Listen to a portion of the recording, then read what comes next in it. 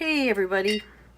Today I'm going to share with you more of the details about what happened to me personally when I was at the University of Tennessee's Clinical Mental Health Counseling Master's Program last fall. Before I get started, I did want to address a few things. Politically, I'm best described as anti-authoritarian and a classical liberal. Beyond that, I'm otherwise politically homeless. Most of the current choices are just uninspiring to me. I have otherwise marched in the Knoxville Pride Parade, and I'm proud to have many friends on either side of the fence that disagree with me and challenge me. I also want to address some points of Buddhism. This is very simplified for brevity's sake. There are a lot of flavors to Buddhism. For me, it shows up as a philosophy and thinking style. Buddhism acknowledges life as an experience of suffering due to the human desire for attachment to physical things, including the self. Buddhism teaches meditative thinking that allows relief from suffering. The central meditation of Buddhism is the doctrine of the non-self. This is hard to put into words, but I'm going to try. For me, this means accepting that on some level, my selfhood is an illusion. The self is like a heap of sand. It has a lot of parts, but I'm a composite process of those parts, and those parts are always changing. I find this super liberating because it means I take myself and my momentary thoughts or feelings a lot less seriously most of the time. I'm definitely not preoccupied with my identity other than how it shows up in my choice of behavior. In another meditation, the meditation of loving kindness, I can corral most of those parts to work with intention toward the goal of acting in line with what I value. And in that case, it's being loving and kind to everyone. On most days, these meditations run as a constant churn inside my head. That helps me choose the behavior that I want and maintain a more peaceful emotional state. Now, to be clear, all of this is easier said than done, and I do not pull it off perfectly. But you might see already how this doesn't vibe well with critical theories that ask you to focus on exterior characteristics as your identity. Lastly, I did want to bring up and want to be clear that about what I want and what I need. I want my tuition money back and some compensation for all this wasted time and anguish. I also want some accountability here, and I want to prevent this from happening to anyone else. School shouldn't be like this, and it's not acceptable anywhere. I'm going to need help to fight this fight. So I've made a store to sell t-shirts and other things with my design. And I've set up a Give, Send, Go campaign for anyone who just wants to donate. Links to all of that are in the description. With those things in mind, I'll get back to what happened. When I started the program, I was very anxious to do well. I was stretching financially to go. But I thought that counseling as a career would, give my kids some stability. I would be able to support my family. I had been good at peer support in the past. I enjoy getting to know people deeply. I thought it would be meaningful work. It was also something that I could probably do into my 80s. And I might need to. I also thought that at a state school, I would be exposed to a more objective environment. I wouldn't have to dance around my Buddhist practice or find ways to politely decline activities that were just not what I wanted to participate in. It was right here in town, so I could go into a classroom and move from there directly into working with the local community. So I was super encouraged when early on in the program the faculty said they wanted the students to think of this as a brave space where we would encounter new ideas, beliefs, and attitudes. This sounded great. The faculty also talked about developing our professional identity as counselors and having a counselor first identity.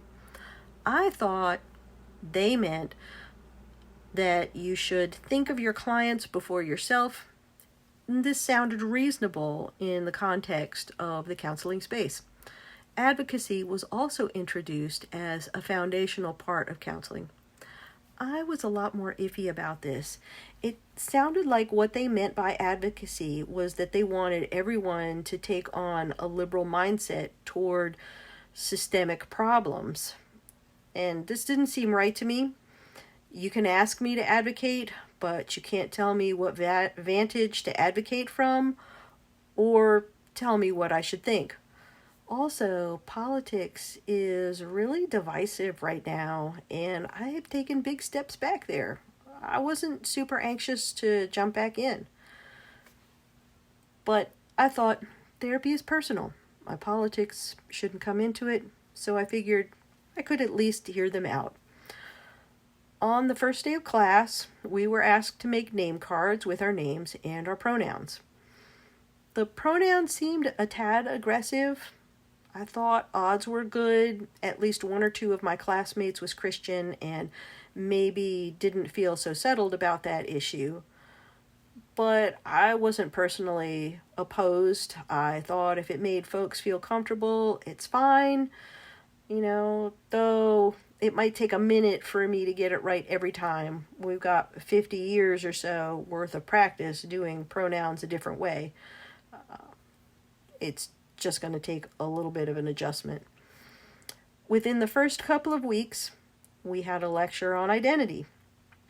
As I said in the last video, identity was defined as what our skin color was, who we had sex with, and how we perceived our gender. We were encouraged to evaluate ourselves, our classmates, and future clients on these terms.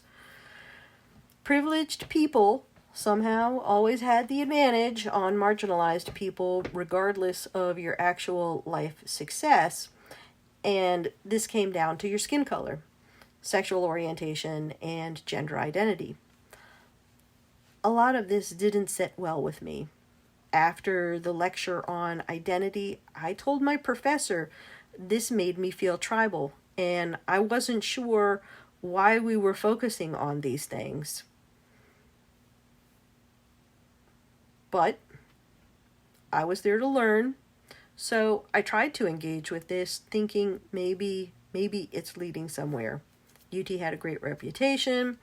I still had confidence from my volunteer support work, and it was too late to change schools at this point, so I didn't even think about that as a possibility.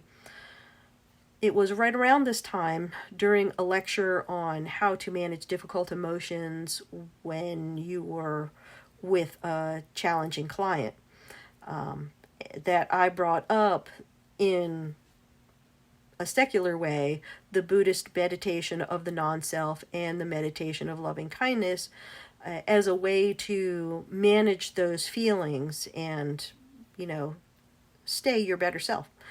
This didn't seem controversial to me because Buddhist meditations have been widely adopted in a secular way in counseling because it works.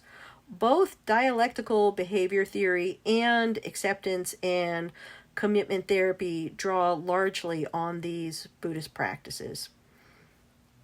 However, immediately after class, my professor expressed concerns that this thinking practice was invalidating to other identities.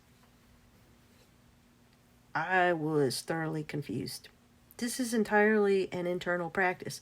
It doesn't prevent me from seeing my impact on others or seeing who they are.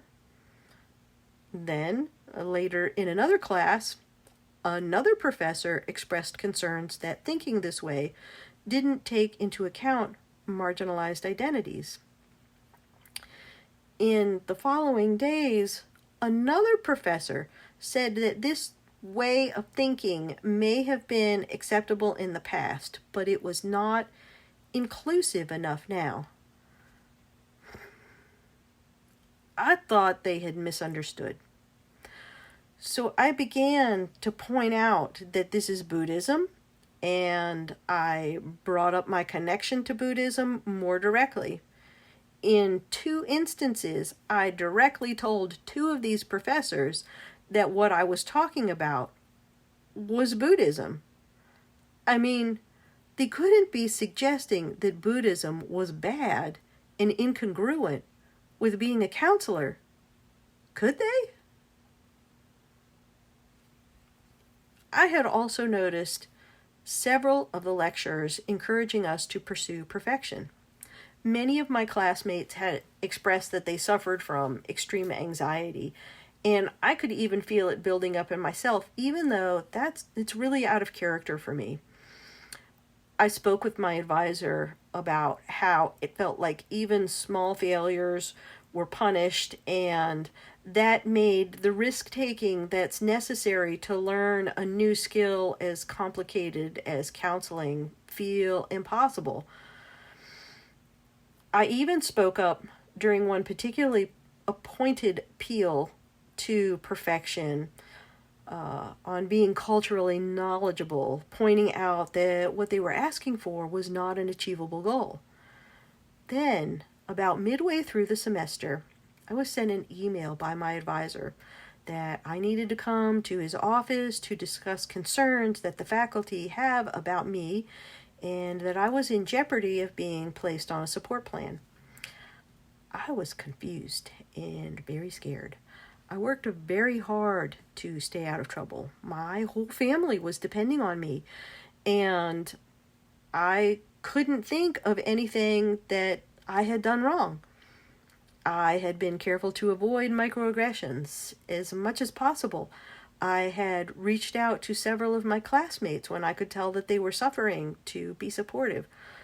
I thought that I was doing everything that they had asked for.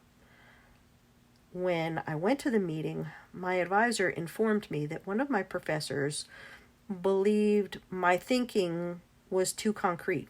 He cited 2 papers I had written. One was an ethics scenario where I had questioned the premise, which involved kids going to a party where they were going to take random pills, because I thought that the main character, who in the story had a history of being bullied, may be being set up by her friends to be humiliated. I thought this because I had found articles which called these pharma parties into question as being urban legends. The other was the first reflection paper that I wrote, where I voiced my discomfort at being asked to be emotionally vulnerable before I had even properly met this professor. I had even emailed this professor before I turned this reflection in, asking if he was okay with this, raw, somewhat angry reaction, or if he preferred that I rewrite it. So, this made no sense to me.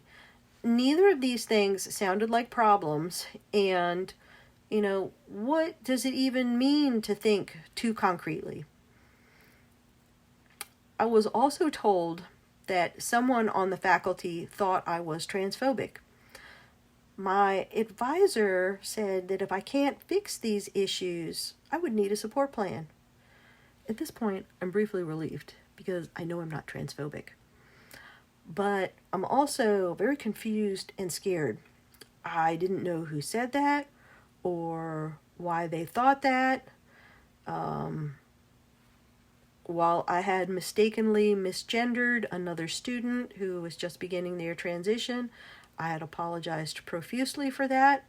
It's hard to make these changes, 50 years of practice.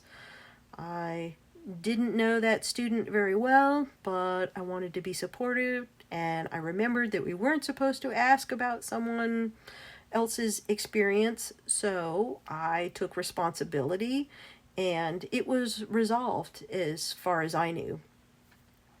I had also reached out to this student on another occasion, and there wasn't much more that I could do. I thought this really must be a misunderstanding. I mean, there have been so many transgender people in my life over the years, long before being transgender was cool. It was baffling. I felt so misunderstood and afraid, and like the cognitive dissonance made it hard to think at all. You know, my professors seemed nice, but they're throwing all this stuff at me that made no sense. None of this seemed right to me. It seemed very bad to me to be called transphobic in this environment, and I was really scared for my future in the program. Fresh off this meeting, I had my small group where I had another interaction with a transgender student. It went very badly. I am not going to talk about the details of this incident. It happened in the context of a therapy group, and there was an agreement of confidentiality there. What I will say is that I know I didn't do anything wrong. And when you teach people that their skin color, sexuality, or gender are the most relevant parts of their identity, and that one color is advantaged over all the others, and therefore responsible to provide for both the physical and emotional needs of everyone else, to the point you are asking privileged people to even sacrifice their own needs, this does not make for healthy group functioning. This is codependency to me, and it's pathological and shaming.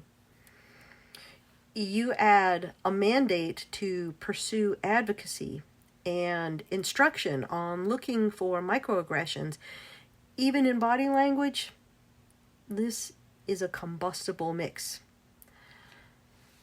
In my opinion, this is teaching malpractice in both senses: bad pedagogy and teaching counselors to engage in malpractice.